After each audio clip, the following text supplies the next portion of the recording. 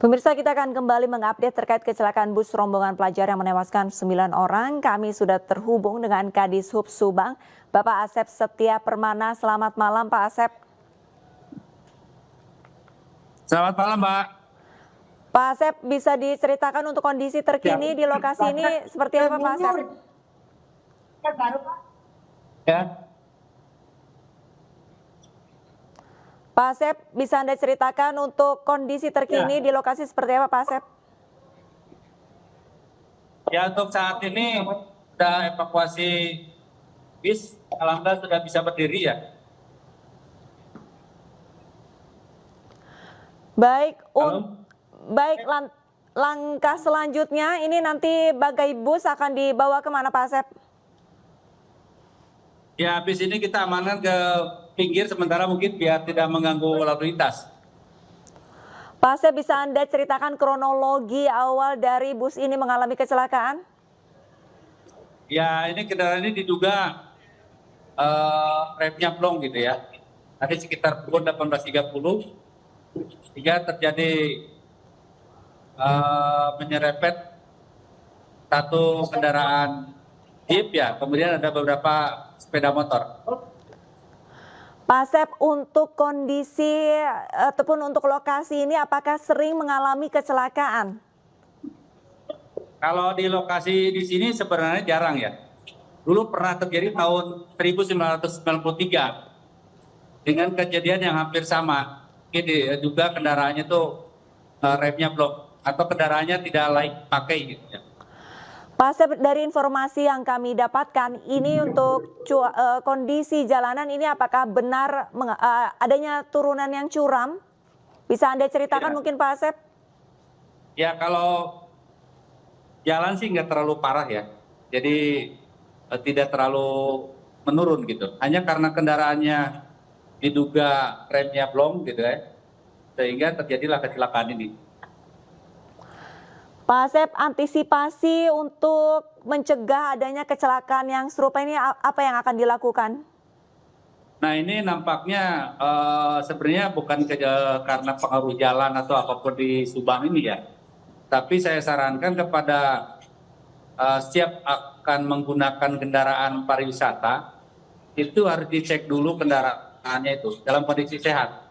Ya, kemudian kendaraan itu kan harus dikir ya, diperiksa, diuji kelaikan kendaraan setiap 6 bulan sekali.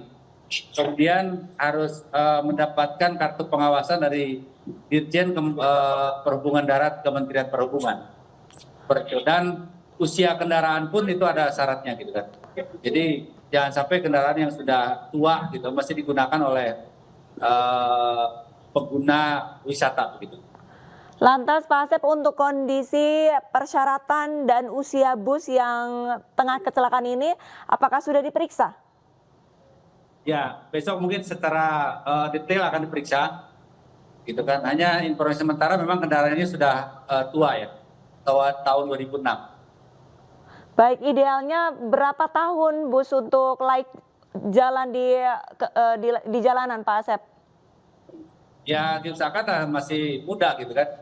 Paling tidak 2016 atau 2018 gitu kan. Kemudian harus rutin diperiksa pengujian kendaraannya oleh ahli penguji kendaraan di Dinas Perhubungan. Baik. Dikir setiap 6 bulan sekali.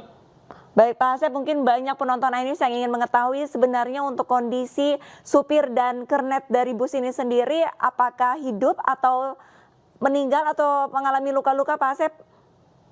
Nah, kalau terkait itu kurang tahu ya. Tadi hanya yang jelas sopirnya itu tergencet tadi ya. Tapi kalau tadi dalam keadaan masih hidup. Nah, kurang tahu setelah diangkut, karena kan tadi kita segera evakuasi ke Puskesmas, kemudian juga RSUD. Gitu. Lantas untuk arus lalu lintas kendaraan, ini seperti apa di sana Pak Asep? Apakah masih terhenti, dialihkan atau bagaimana? Ya, sementara tadi sambil evakuasi kendaraan ini terhenti ya.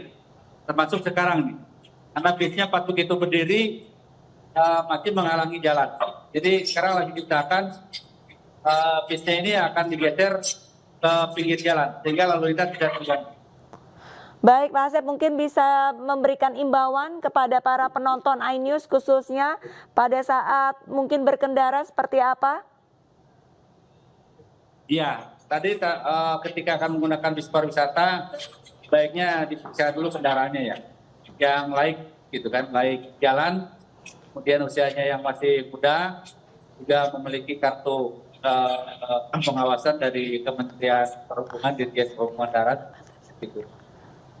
Baik, terima kasih banyak atas waktunya bersama kami Bapak Asep Kadishub Subang dan salam sehat Pak Asep.